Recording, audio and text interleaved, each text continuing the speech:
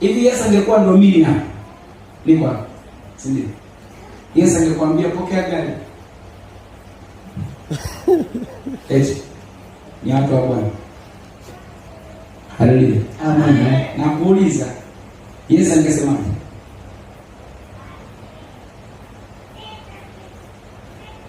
Yesu angesema Mungu akamtajirisha.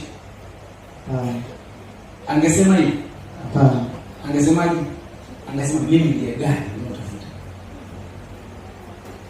Haleluya. Amen. Mimi ndiye nini? Gari ninayotafuta. Angesema mimi ndiye nyumba unayotafuta.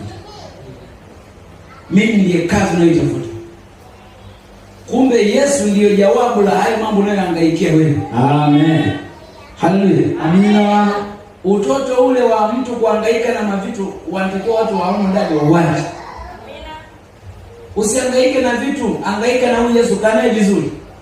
Ukimpata yeye ama mengine yote utazidishiwa tu. Amen. Haleluya. Amina. Sasa hutaki kumsikiliza Mungu, hutaki kwenda na Mungu. Unakazana tu kutafuta vitu ambavyo hata direct. Hivi anayekupa hivyo vitu ni nani? Ni Mungu mwenyewe. Eti nani anayekupa hivyo vitu na uviangaikia? Baba katika jina anayekupa nani? Mungu. Hayo umtaki yule. Mungu wako umemweka kwenye kamfuko kwa Jumapili. Hivi tunaona Jumapili. Ndio Mungu wako. Pengine Jumapili zenyewe mko busy.